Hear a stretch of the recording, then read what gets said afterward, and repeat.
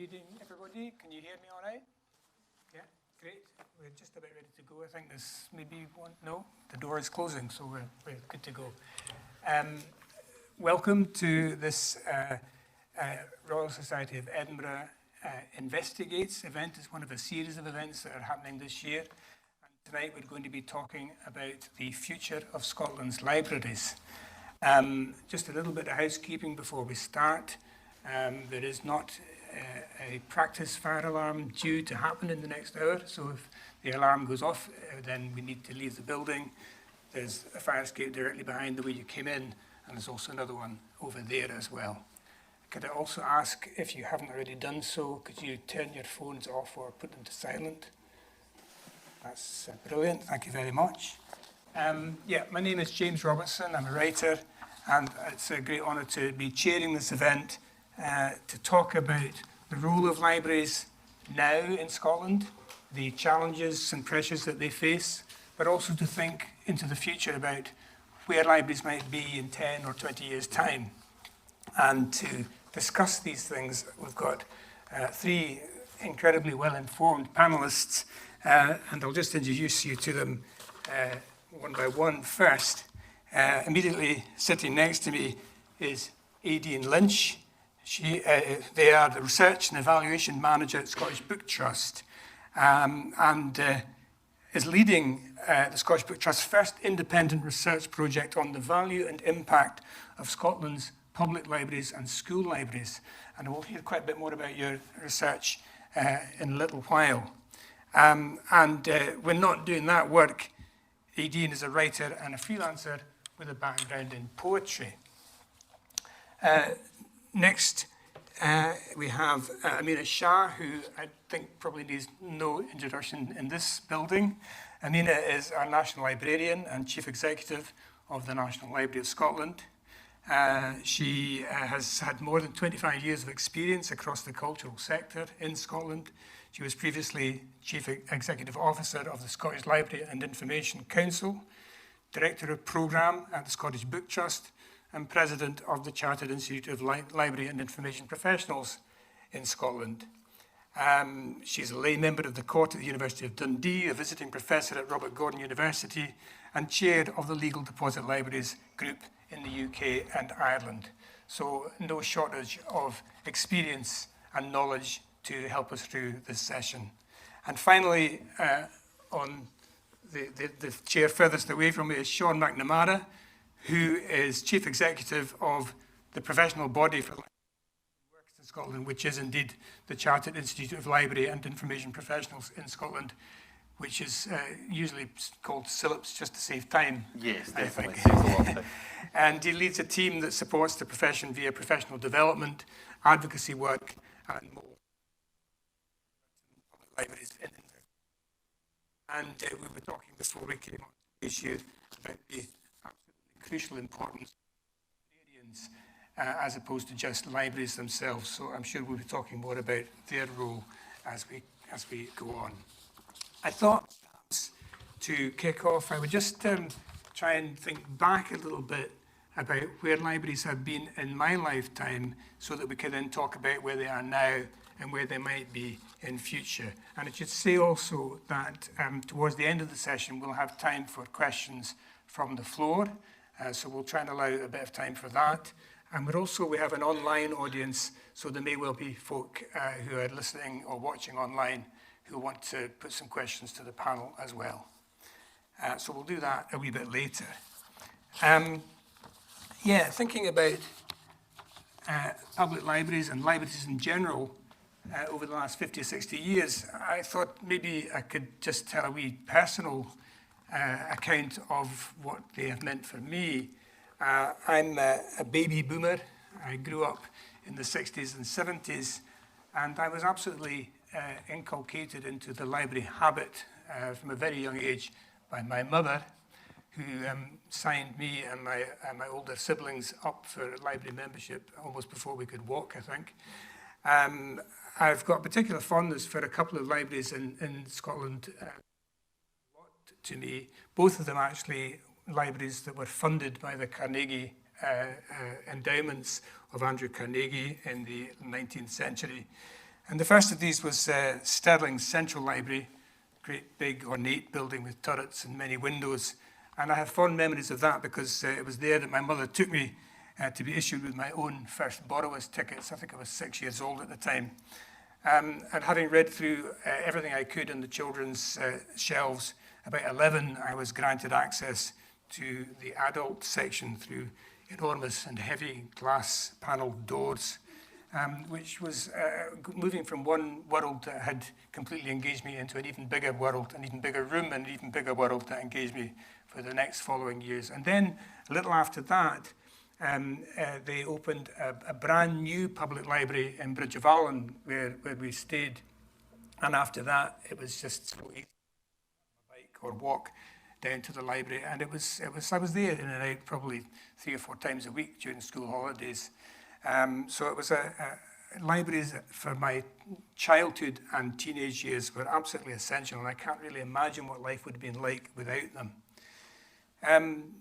Again, on a wee personal note, the other library for which I have great fondness is another Carnegie-funded one in Dornoch, just quite close to where Andrew Carnegie's big home at Skibo Castle stands. And it was there more than half a century after I first got a library ticket that I had to return my mother's last borrowed book after her death. So that's been my sort of story over many, many decades now. And as I said, I can't really think what my life would have been without libraries, because apart from public libraries, I've benefited from university libraries, from research libraries like this astonishing building, or the Edinburgh City Library across the road. And libraries of all kinds have come to my help or aid, or I've managed to get myself find research, find books, and find essential information that I wouldn't have been able to find in any other places for a long time. But it's true, of course, also that the nature of getting access to information and the availability of information has changed dramatically in the last 20 years. And so we need to talk about how that has affected libraries and the service that they provide. Very, very briefly, we were talking again before we started about how the pressure is on local authorities to save money, that everybody's under a cost of living crisis pressure. And there was a report in the newspaper just a couple of days ago about a local authority that is considering seriously about closing 5 or 6 local libraries. And I happen to know some of the communities where those libraries are. And they're deprived communities. They've already lost a lot of community spaces. They've lost factories and places of employment. They've lost shops and pubs and even schools.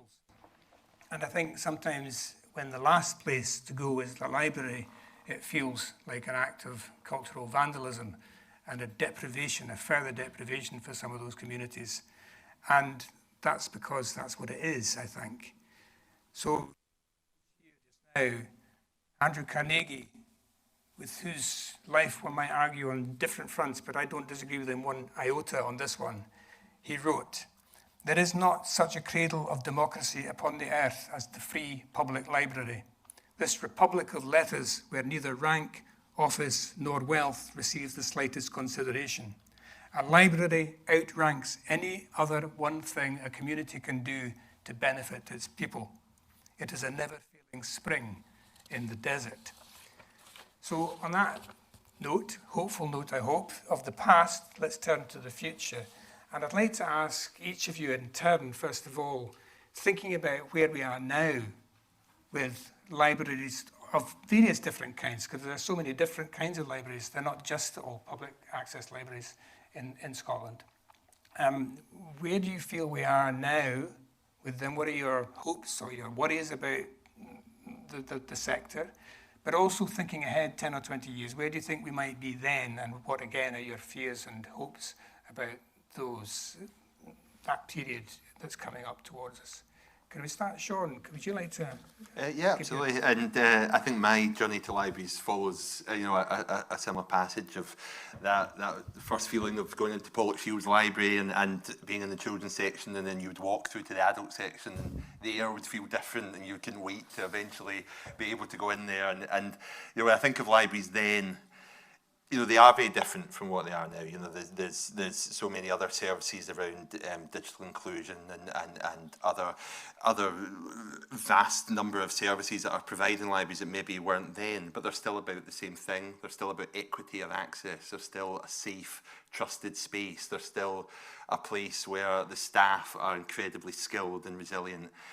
But it is under a far tougher financial landscape, and that is a challenge. But what libraries are doing now is meeting so many agendas, whether that be reducing social isolation, increasing digital inclusion, improving mental health and well-being.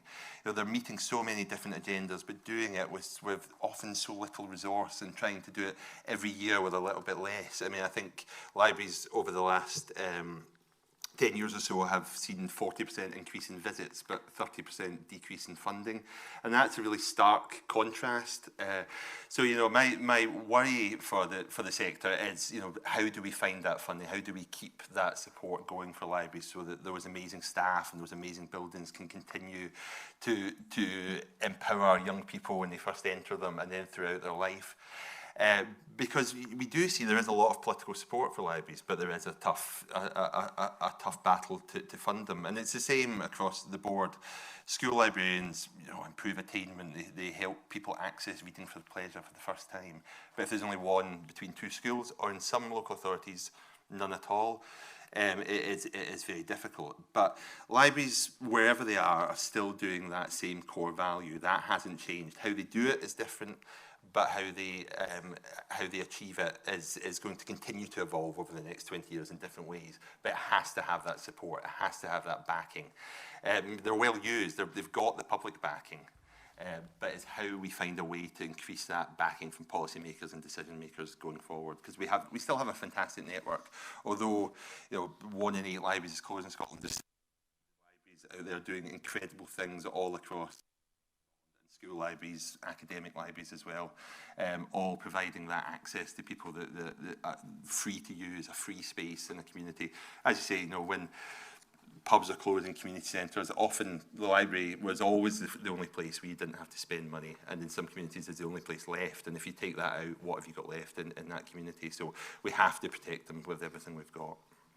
Yeah, and libraries have always been, to an extent, a place of refuge, peace and quiet to some extent, but also where people can go when they can't go anywhere else, and that's still the case. But perhaps it's just shifted in the way, and maybe it's shifted in the demographic of who's going to libraries now as well. I don't know if that's the case. We might find a bit more out from you about whether actually the demographic has stayed the same or whether it's over the years.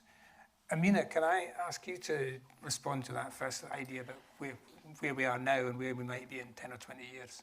Yeah, well, where we are now, I think, it's challenging. It's challenging across the whole area. I think that stat that you were saying, Sean, is really interesting. It's a 40% increase in demand and a 30% reduction in funding, which seems remarkable. And we, at the National Library, we are also have increased on our pre-COVID figures and numbers of people coming. So it's interesting that is the case. I actually think that the network of libraries that we have and some of the work that's going on is unbelievably impactful, and some of the things that are happening are incredible. There's such good areas of good practice and expertise. There's a lot that benefits communities, lots that benefits research and individuals. The whole ecosystem is fabulous, but it is a fractured picture. It's not the same everywhere, and there's so much disparity. That's a difficult thing. Where I think that we could be in the future, I personally feel that we're living through a period of division that's greater than anything I've seen in my lifetime, where in actual fact we need spaces like this where people can come together. We need spaces that belong to everyone, where people can meet people who aren't like them, hear a story that's about something that's not like they already think or know, be challenged, be open, to learn. They need a human, whether it's in a school library or here or in any public library or a university library. They often need a human. I've worked in libraries, academic libraries, public libraries, now the National Library, and what I see across the board is it's that human impact, that interaction, whether it's between humans that come there or between librarians, not that librarians are humans, between library staff, and that's all the library staff. Like in the university, I worked in St Andrews, and it's one of the best performing universities in the UK, and yet lots of young people who go there feel scared, vulnerable, alone. There's wellbeing issues as well as academic issues, and often it's the nighttime staff in the library who are on the door that help them. So there's such a range of impacts, but we're also facing a world where the truth is being questioned, and we also have availability of resources, particularly libraries like us, where we're a legal deposit library, but also other libraries, to be able to demonstrate to people this is where you can find out for yourself what's fake and what's not. I have 4 children, and I see it so much, particularly with my 2 younger sons, that they're being pushed material online by algorithms that they could really benefit from having a conversation with someone about, and I do, by the way, but we really need that more than ever. And that goes back to what you were saying, James, about Andrew Carnegie, about democracy, because at the end of the day, there is no ability for democracy to happen if you don't have information for all, empowerment, education. And I'm starting to think, because I'm involved in national library networks in Europe, and also IFLA, you were there, Sean, for libraries across the world, we're hearing that libraries are being targeted, for censorship. Yeah. When every child has a phone in their pocket, somehow, suddenly, books that are on a shelf are a threat. That's interesting. And they're also being targeted for funding at a time when we need democracy more than ever. And I can't help wonder sometimes whether there's a link between those two things. And in actual fact, people do understand the power of libraries, and that's why they're being a little bit squeezed. I mean, that's a bit controversial. But well, I don't think it's I mean, the power of books, as we know, the first thing that anybody who wants to repress or oppress people does is they ban books, burn books, or bomb libraries or whatever, and make sure that people don't have free access to information. Absolutely. So when you think of the future, I think we could have a very bright future if, at this point in time, as a society, we recognised that this is an incredible resource that we've got. But it's actually, if you think about cost measures, is so cheap.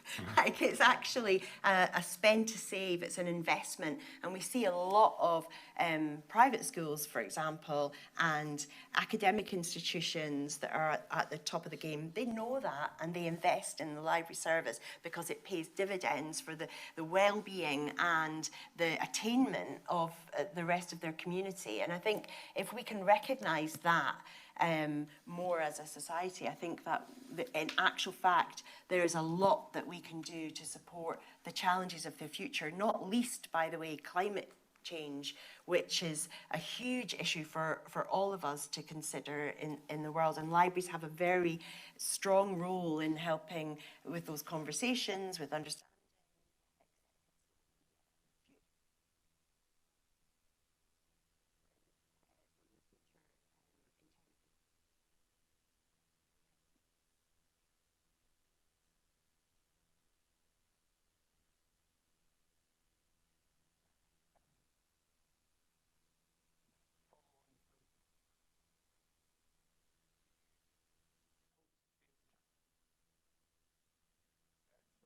From a personal point of view? Yeah, absolutely. I'm here representing Scottish Book Trust. Without libraries, we would not be able to run the majority of our programs. I'm thinking particularly of something like BookBug, where we have provision for every child of Scotland between birth and the age of 5 to have access to books and stories, songs and rhymes. That just wouldn't happen without libraries. And so to that end, we were really interested in finding out more data about what is the value and impact of Scottish libraries, because a lot of the research, as you'll both know, is UK based or England specific, and not an awful lot of data available just for Scotland. So from that, we've surveyed librarians, we've interviewed librarians. There's a current survey out for library users, and it's open till the end of June if anybody is interested. Please do fill it out. We're asking questions about reading for pleasure, about learning opportunities, about digital inclusion, and about democracy, essentially, and how to be more engaged and more empowered. And definitely the research is chiming with what you've both outlined. Librarians in particular are very concerned about the restrictions to their services. 1 in 3 are reporting that their whole service is at risk of reduction or losses, which at first, 1 in 3 doesn't sound too bad in a sense. It's not the majority, but out of 500 public libraries in Scotland, that's 166 that have just disappeared. 4 in 5 are reporting particular restriction on their funding and resources, and that has an impact on staffing, and that has an impact on their opening hours. It has an impact on the actual work that they can do within that library space. And I'm hearing so often from librarians talking about their concerns about the future of libraries. Their concerns that libraries are being put under more and more pressure to fill more and more demands due to other public service cuts. And there is a sort of risk of, though libraries do have a wonderful universal offer and do put on a huge amount to cater to every single person in the community, they shouldn't have to bridge gaps that they were never designed to cater to. There is that double-edged sword of, they do provide digital devices and Wi-Fi, and that has become a utility for everybody in this country. And yet we know that there are up to 1 million people in Scotland who do not have access to digital devices or Wi-Fi, who are facing digital inequality, and libraries are helping bridge that. But there shouldn't be so much pressure on them to do that, especially when their resources.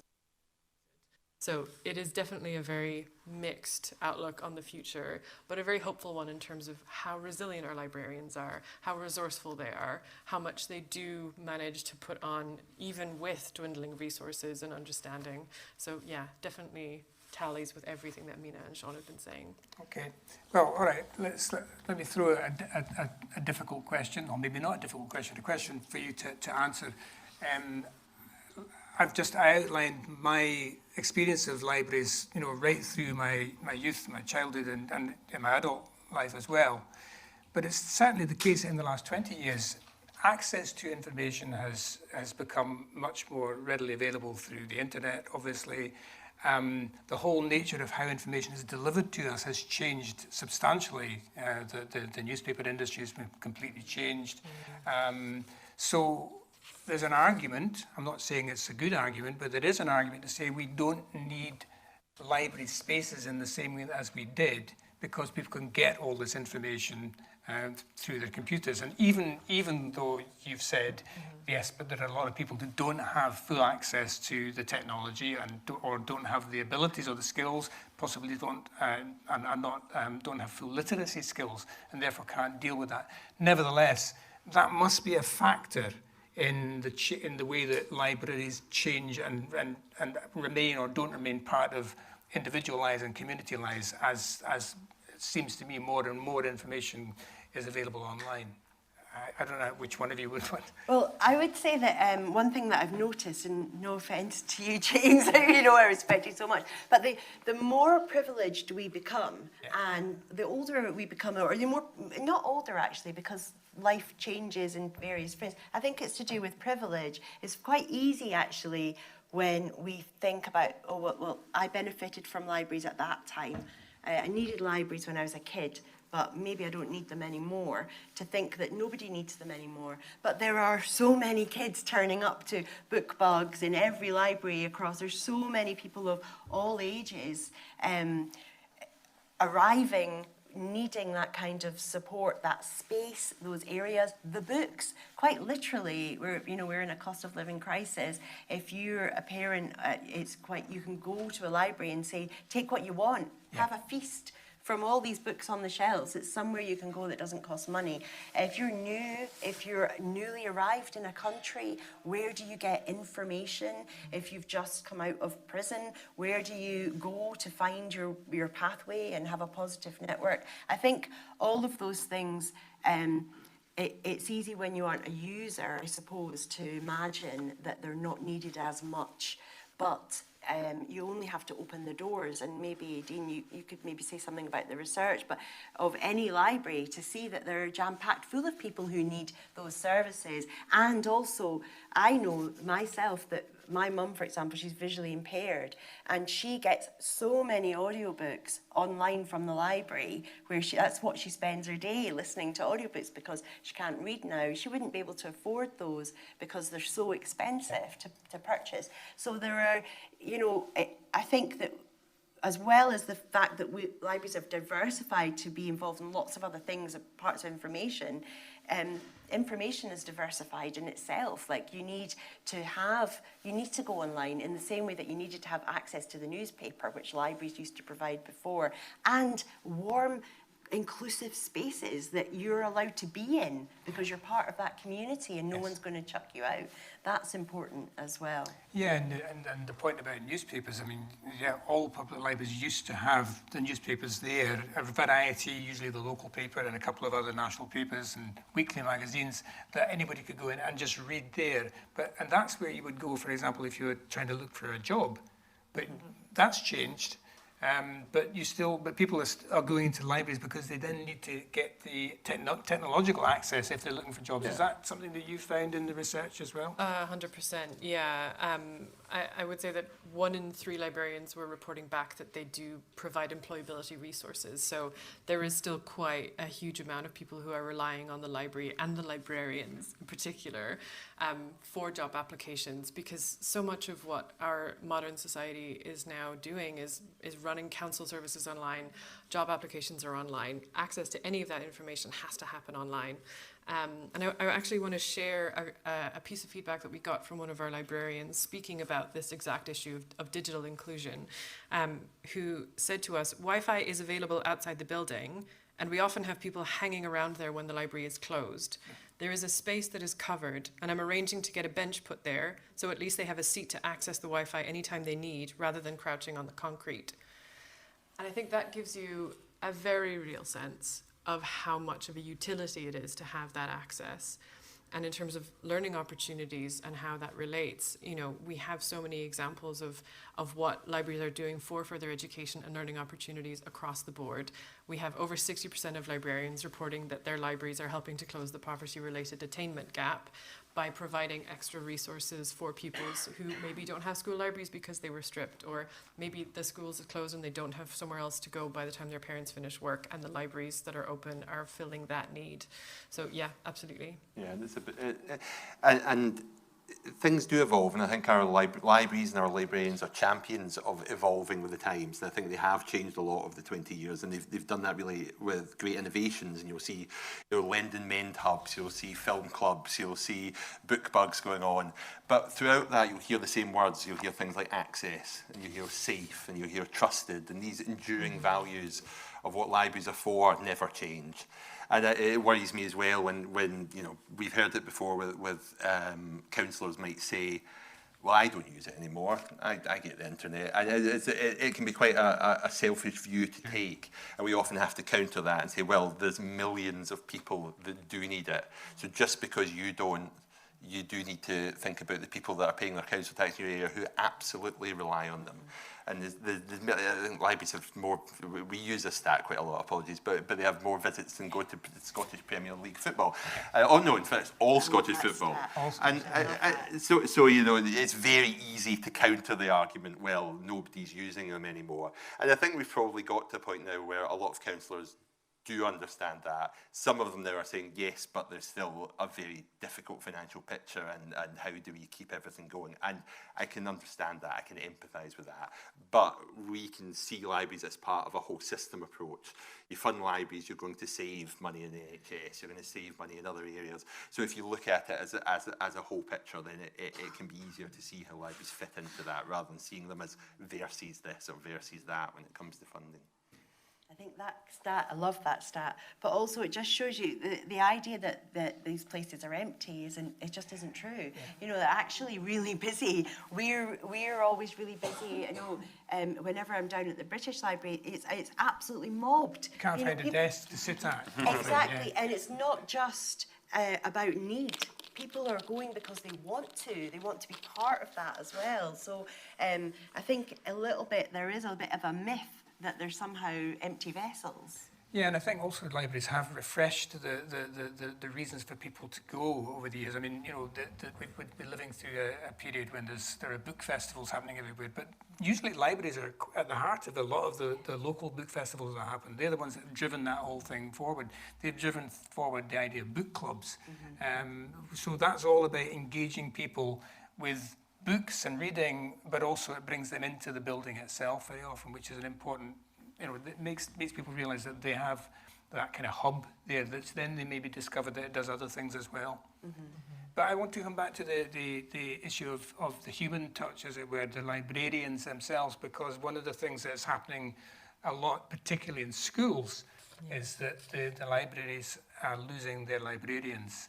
And it seems to me that you can, that there's a sort of, particularly not so much in Scotland, but I think in England it's happened a lot, where local libraries have been closed, but then people have been told, well, you can keep them going if you set up a volunteer force to run them. But it's almost like saying, well, you can run a hospital, but you can't have any doctors. You can all put on a white coat and you can volunteer to be doctors. It doesn't really work like that. And I think there's a serious loss of professional knowledge and information if you don't actually keep librarians in libraries. Again, I don't know if your research is finding that people realise how important librarians are for libraries. Yeah, absolutely. It's something that we keep hearing back from librarians. And I should also say, in the research, I keep referring to librarians, but that does not simply mean qualified librarians. That also encompasses library workers who are staffing more and more of our library services. I think possibly the best example I have of that exact question is another piece of feedback from a librarian talking about further learning. And it's a bit of a longer quotation, so it'll take me about 30 seconds, but just bear with. Providing further learning is very important, but we don't do it as we don't have the resource. The people we see are the 30 to 40% of people who have zero digital skill, no email, no phone, sometimes no ID, are unable to read. Let's say, for example, a reformed character who was released from prison. We are the first place that people come when they need help, possibly the only place in a landscape of shrinking services. When we are gone, then these other agencies will need to foot the time bill and the mental health crisis we are averting. The prison guy, we helped him get an email. As he had an email, he was able to apply online for funding. He ate that weekend and had lecky. He comes to Job Club now. Often we hear about pathways, directions, signposts, etc. What are libraries if not a way station, a levelling up factory that sends people in the positive direction? I think that's maybe the best example I can give of the difference between a library as a space and access to information and the librarians who really stand there and take on every single person who walks through the doors, regardless of what their question or their challenge is. And obviously, this is a librarian going above and beyond. But still, that's such an immediate impact and such an obvious difference for what librarians themselves are doing. That's the kind of false economy of it, because that person may end up back in prison if they don't get that support, and then that's going to cost the state money in a different way. And there's lots of studies which show that for spending X on libraries can be 6 or 7-fold return on that money because of the money saved on other services. And it's not, we don't always want to talk in economic terms. It's not always comfortable to do that. But in those terms, when you hear those stories, you can see it in real life, what it means to a person and the journey that they make and the support they get from the library. Can I just pick up on something that Sean said there? I think it's really important when you say we don't want to talk in economical terms. And I think that over the past 2 or 3 decades, there's been a real shift towards everything in society having to be demonstrated to have some sort of financial, everything to work out how much does it cost, and using numbers to analyse everything. There's something in this that you can't actually explain about in numbers. And so, for example, you might see 500 people at an event, and that might have an impact to people, or you might actually change the life of one person that has a huge impact and matters a lot, how could you possibly measure the time spent on that person or how that works? And you see this all the time, where not just libraries but other public services are being sort of forced into a kind of explanation for our existence. It doesn't actually work, and I think that we really do need to work to find another way,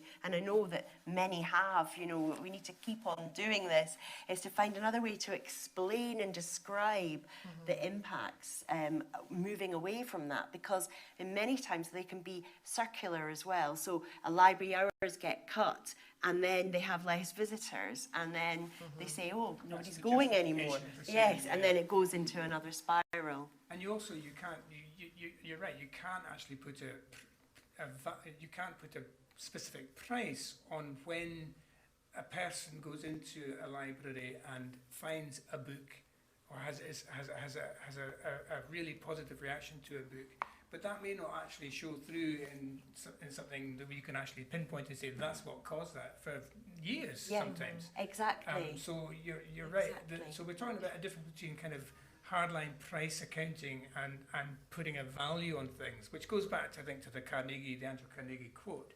Yes. But we need to stay on this a little bit longer, the sort of financial cost, because inevitably in the world we live in at the moment, when local authorities are being asked to make cuts, their services are in decline and so on, one of the very first places that gets hit, because it's seen as a soft target, is what is now called culture and leisure, and libraries are usually in amongst culture and leisure. So here's another question which you may or may not want to answer, or may not know how to answer, but are we actually at a place where we need to think hard about whether local authorities are the right people or the right institutions to deliver a really good library service right across an entire country? Or should we be thinking about another model that does it in a different way, but perhaps does it better, preserving all the things that we've said are good about libraries, but making them more universal across a wider section of society?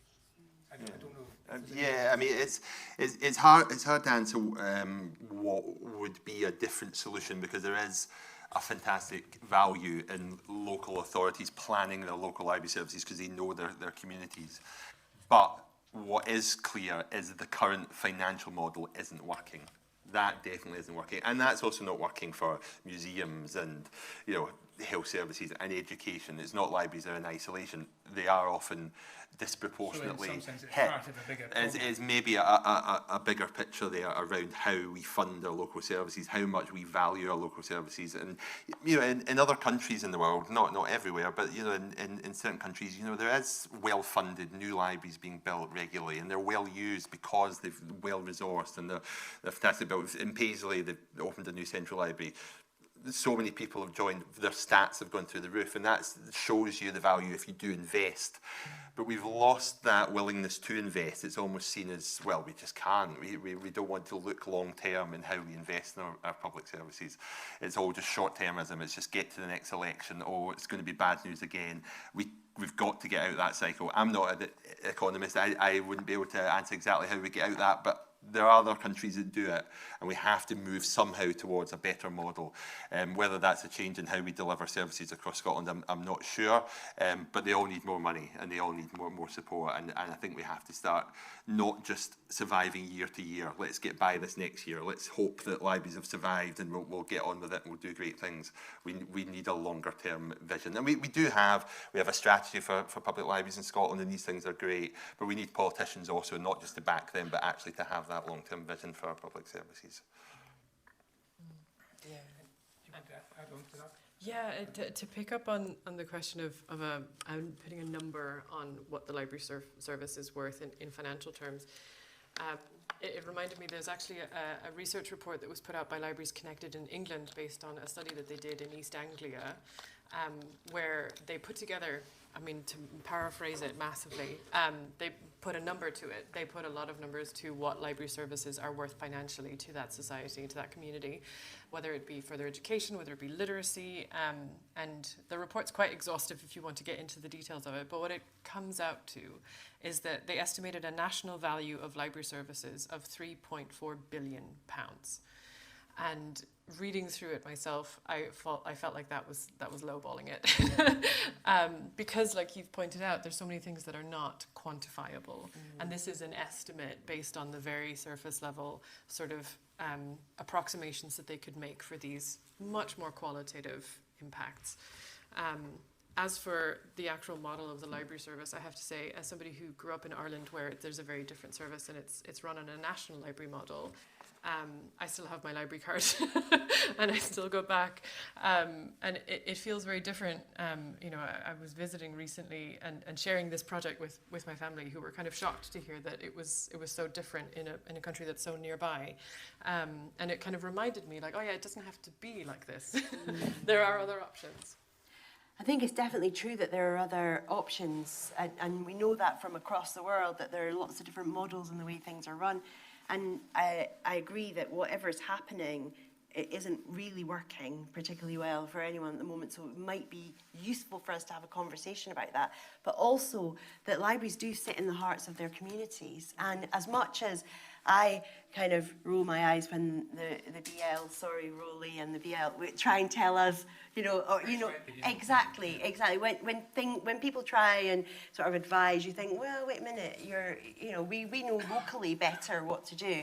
I think that people in Orkney would say the same about how would that work, in terms of making sure that the strength in local democracy and local people is there. But I do think perhaps we should be having that conversation and thinking about this, because, as you say, Dean, there are other ways, and there could be ways that we haven't thought of yet. But another thing is just thinking back to Carnegie around philanthropy, and where are the philanthropists of today that are like him? I mean, in fact, he did give us all these things. He gifted all these things, and that's something that we try very hard to do at the National Library, and we're involved in lots of libraries are also get benefit from various funding sources and trusts and foundations. But is there a way of us thinking about that differently? I just wish that there was another Carnegie that would come along and want to.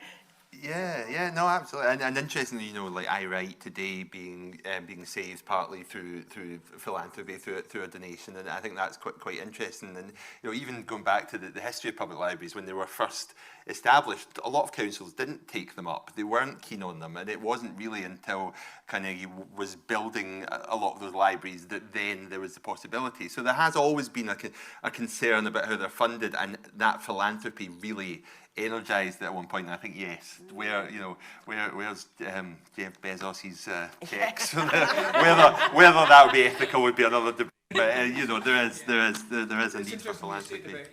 Carnegie, obviously he funded the building of the buildings, but they still had to be run, yes.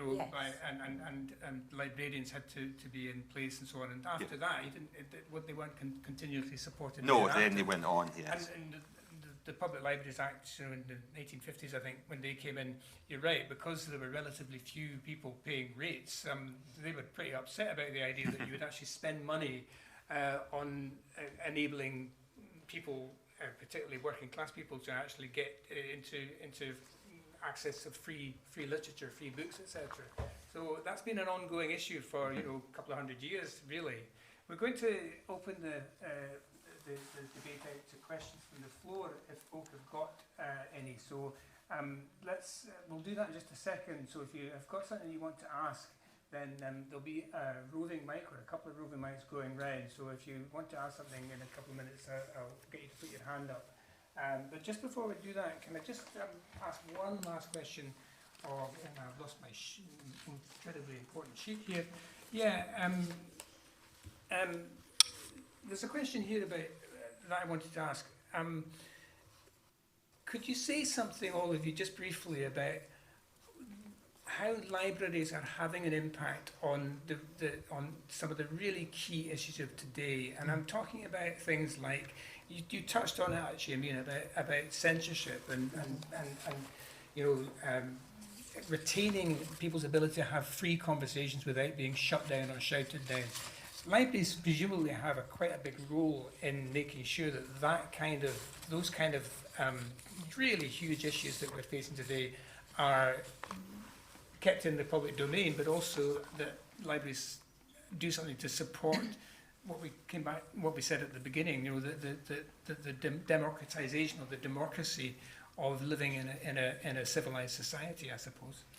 Do you want to say something about that? Yeah, definitely. I mean, we see from colleagues, particularly in America at the moment, that this is an issue that they're grappling with in no uncertain terms. That's actually another thing that's an issue with volunteer libraries, is that quite often what's happening in America is volunteers are volunteering in the school library and then deciding on what they think, which books they think.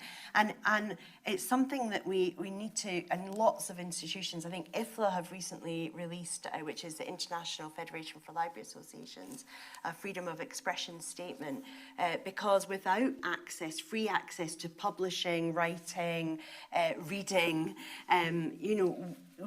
democracy is at peril, and that is a role that libraries definitely play, but not just about that, but as I said earlier, there's also the issue about truth and facts, and people being able to find reliable sources of information. And in a world at the moment where AI is increasing at a rate, that's perplexing to people, that's becoming really, really important as well.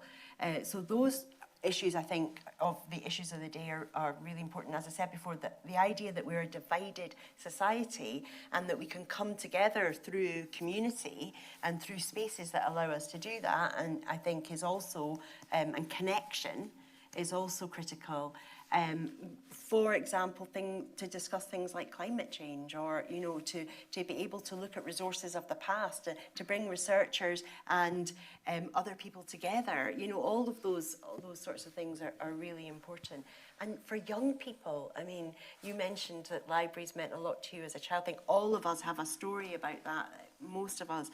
But what will young people do without that kind of network, because it offers them a freedom, an independence. I remember going up to the library in Bruntsfield when I was a kid, and it was something you did on your own. You walked up on your own, you got a bag of sweets, and then you just looked at things on your own. And that sense of independence and drive is really important for people. And it was a safe place once you got there as well. Exactly. So I think that these libraries are absolutely critical to many of these debates, but you're right about the censorship issue, which is really current, and we can see it almost coming over the horizon towards us from other countries. And I think one of the things that we are trying to support our librarians with is how to underpin what they do with the ethics and values of what they do, so they have the skills, because it's difficult. They may have been working in a library for a long time, but if they're faced with sort of a mob mentality around censorship, it's very, very difficult if it's on them. And one of our board members, our next president, actually, David McMenemy, did a report recently called Reveal, which is all about helping our incredible librarians with those ethics and values, because it's so important, because that's what is at our core, whether it be censorship, misinformation, AI. All of this has to be tackled with ethics and with people that have expertise in being trustworthy and navigating that. Yeah. Great. Shall we see if anybody wants to join the debate or the conversation from the floor? Has anybody got a question that they would like to ask? There's one hand up here and there's another one down here. Could I ask you if you've got a question, to keep it relatively short, or if you've got a comment to keep it relatively short, that'd be brilliant, and then we'll get more questions in. Thank you. Following on from the AI comment, should the debate be engaged with the industrial and commercial sectors? Because they used to employ librarians. A lot of enlightened employers knew the value of information, wanted help with it, and that area is often neglected. Yeah, Absolutely. I mean, I'm sure that you do have members who work in. I mean, organisations in the private, corporate, or other sectors. A lot of them, if they know what they're doing, they're employing skilled information professionals just now, and we do have a lot of people working in those sectors and providing an incredible resource, whether that be for how to manage data and use that effectively, how to navigate with AI in a trustworthy and ethical way. But if you don't have that, then who is in charge of that? It will be IT departments, it will be other departments who may have a really important skill set, but do they understand the ethical implications of things like AI? And so we certainly would encourage any of these industry bodies to try and make sure they have information professionals at the core. Certainly a lot of people coming into librarianship just now, because as we've said, there is a lack of opportunities maybe in the public sector because things are shrinking. A lot are going into these industries and building a really fascinating library career through them. But I think, yeah, we need as many as possible in these areas, absolutely. Yeah, thank you. I have a question down here that's might come to you in just a second. Thank you. I was just going to say, you've put up such a good case, I can almost not see what the other side of the case is. If it is purely economic, what are you doing looking at income generation, basically? I think that lady was getting at something on the industrial side. Is it a priority? Is it part of the library strategy? You said there's a national library strategy. Is it about income generation? I mean, you have all these fabulous buildings for a start. There must be something that could be done about that. Or is that against the principle of free libraries? I think I maybe just, if you don't mind, James, just respond to that on behalf of the National Library. So that's what was touching on around philanthropy. So there's not that I, for 1 minute, and philanthropists would say they don't want to let the government renege on their responsibilities to pay for services, but there's opportunities around that. But there are also opportunities, I think you're right, of us thinking about income generation where we can. And certainly we at the National Library are thinking around those lines. And, we are very committed that services should be free and open to everybody. But there are other things that we can think about, and we need to think creatively, because you see other people doing it, making money out of the library services, for example, genealogy or, various other things. So I think we do need to think commercially and entrepreneurially and think differently. What is difficult for, and Sean and Aideen could speak better on this, for public libraries or school libraries or whatever, is when they start to make, if they were successful in making money, you see that in leisure trusts, for example, often the money then is taken, the core funding gets removed, and that becomes more and more difficult. And that's what happened in COVID, when many were making money from money that came in from the swimming pools, for example, suddenly didn't have that money. So I think that there are difficulties, but you're right to say that we should be looking at those opportunities, and we are. I don't know if you want to. Yeah, it's a tricky thing, because the libraries are a public service, and they should be provided by the council, and council tax should cover that, and there shouldn't be too much of a focus on income generation. And certainly, libraries in Scotland are mostly fine free, so there isn't really that use of bringing in money. But we do have to have a conversation about how we can find other sources to fund them, whether we should never be charging any of the users coming in for anything other than very minimal things, but ideally nothing. It should be free at point of use for the user. But yeah, as Amina says, we maybe need to think creatively about other financial sources. There was a great example. I'm trying to remember where it was that I came across. I was doing an event in a library to the north of Glasgow, and they had just, a local man had just given them a huge amount of money to build a new public library. I can't remember where it was. Could you know that? And they just opened it, and apparently it's brilliant. But he insisted that he provided the money for the building, and then they would have to run it as part of the public library resource. And it's, I can't remember what it's not Milngavie, it's further out than Strathblade. That's exactly right. And it's, I haven't been to see this library yet, but it's a brilliant example of how actually you can use philanthropy to bolster the public service and not to undermine it, which is great. We've got a question there at the back. You've all very clearly outlined the important role that librarians have in continuing to offer the range of services that we've all benefited from over the years. But as a public sector service, looking at the other ones, education, health, policing, etc., there are significant difficulties around recruitment, training and retention. How does that currently apply within library services, and is that something that you see as part of a requirement for a national strategy? I think, you know, there has possibly, since the pandemic, sometimes that there can be. I think what we find is that the library schools that we have, to become a qualified librarian, are full, they're busy, there's lots of people coming through. Obviously, not everyone can afford to attend university, so I do think we need more routes into the profession, more entry routes. In England, they have apprenticeships in libraries, but we don't have that here. And I think if there was more entry routes for people to get in at the kind of library assistant level and move up. Certainly, there's lots of jobs in libraries. There are a lot of vacancies. I think there was a spell after COVID, other people would be able to tell you better than me, that it was harder to fill them. I think that's maybe alleviated a bit now. We are an ageing profession to some extent in terms of the demographics. There's less people coming in than are retiring, and that's something we're working on, and that's starting to balance out more than going the other way, which is good. But it is definitely something we need to think about to make sure that there is this continued funnel of new people with new ideas and new skills to come into the sector. Yeah, and to follow on from that, Sean, a lot of the research that I've been conducting for Scottish Book Trust has been in conversation with librarians and asking them what their experience is in these very specific themes. But a lot of their feedback has also been centering on their experience of being dedicated public servants and knowing that their roles are becoming rarer, that they're hearing of colleagues who are retiring and not being replaced, that those, stranglehold is being enacted on those services.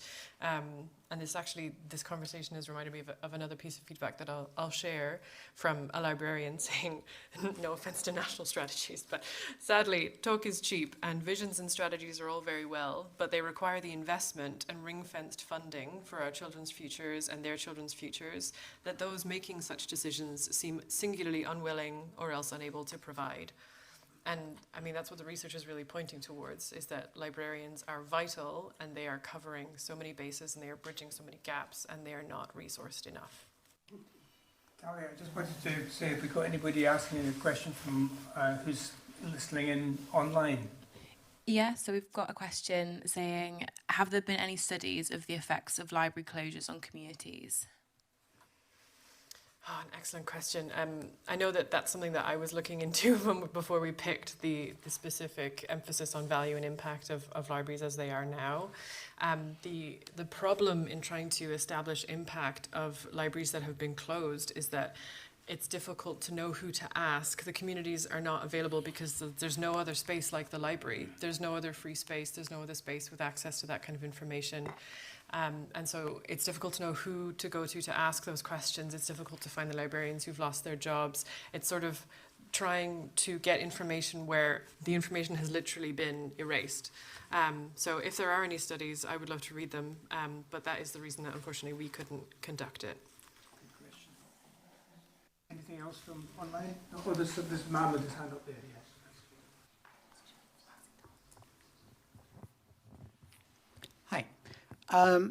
So I've just finished some travelling around Europe and I visited a lot of libraries. So my question is, why is this happening in the UK? Because it doesn't seem to be happening elsewhere. So the Nordic libraries, Scandinavia, amazing. But even if you go to poorer countries, GDP, PPP, whichever, the Baltic nations, they've still got very good libraries. Yeah. So why is Britain, one of the G7, all rich, yada, yada, yada, unable to afford to maintain libraries? Riga has a national library that makes this place look tiny. Yeah. But that's a national pride thing. It's such a good question, and one I ask myself all the time when I go and see other libraries. And that's what I was saying at the beginning about, you do start to wonder whether it's actually a purposeful thing because it's so obvious that that's what people do. There was a journalist actually who'd been in Finland and been in Udi. I don't know if that's a library that you've been to. And then she came here and wrote an article in the Times about how shabby our reading rooms were. And I wanted to say to her, I tell the government, in fact, I told them today when I had a meeting, I push it in every time. By the way, you know, we need investment. It's embarrassing that, you know, that people expect our libraries to be better. Plus, when you have investment, when you've got beautiful libraries, people go to them. As Sean was saying about the new Paisley one, I mean, that's incredible to see that. People want lovely designs. They don't want to go into somewhere that's the back of beyond that they can't get in, and it's cold and it's shabby and it's not got good facilities. And so many other nations have recognised that. It does seem remarkable that we're questioning it. And as I say, when I see the investment that private schools make in school libraries, you see that it's not a misunderstanding of what the opportunity is. It's just a lack of willingness to do it. Yeah, I think partly it's ideology, and I think also we're a country that quite traditionally has a, I'm talking UK-wide, has a media and government who are not very welcoming to promoting the benefits of taxes being, you know, and any kind of tax rise to support public services is very much turned on in the media as a very negative thing, rather than ever reflecting or having a conversation about how that. And in a lot of the countries you mentioned, they will have more money going into the public services through raising money like that. But that's not the entire answer, but that will play a part in some countries, I think.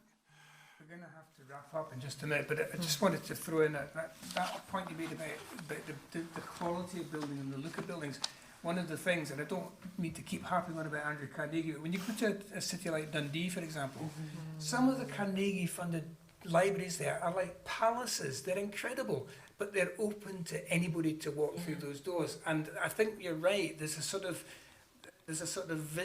vision thing there that we've somehow lost sight of, if you can lose sight of a vision. That actually, if you make these places really special, important places for people to go to, they will go to them, and they'll go back to them again and again, and they'll become, you know, a really essential part of their lives. So I think that, I do agree with you. I think that's a really fascinating question, and it's maybe one that needs to be explored a bit more. Yeah, palaces for the people, which is the way. Well, I remember also, again, just coming to an event here not so long ago, where this was described as the repository of the memories of the nation. And that's a really interesting way of putting it as well, because it turns it into something much more than a building with shelves full of books. It turns it into something that anybody can relate to. This is where you go if you want to go and look to remember things that have been forgotten, or to find out things that you didn't know at all. And maybe we need to think a bit more broadly about how we sell that idea. And I don't mean sell with a price tag on it. I mean just how we get people re-engaged with the real benefits of proper public services, you know, which for a long time I think this country did really, really well. But we've got time for one last question. You're talking about the memory of a people, memory of a community. Archives have a very, very similar function. They are not treated as a leisure thing because they have a legal requirement to take in the papers of the local council, of the other authorities, say of the health service, things like that. And I worked in Cambridgeshire archives for a number of years, and they had everything from small local business archives to Papworth Hospital. So, but libraries, how can libraries and archives feed each other? They are separately funded, they're regarded as separate niches, but they should be able to work together, and I think both would benefit. That's a really interesting question as well. I don't know if you can say something to that, Amina. It's really interesting. Actually, the National Library of Canada is merged with the archives, the National Archives of Canada, and the Public Library, and it's in Ottawa, and all these things are together in the one building.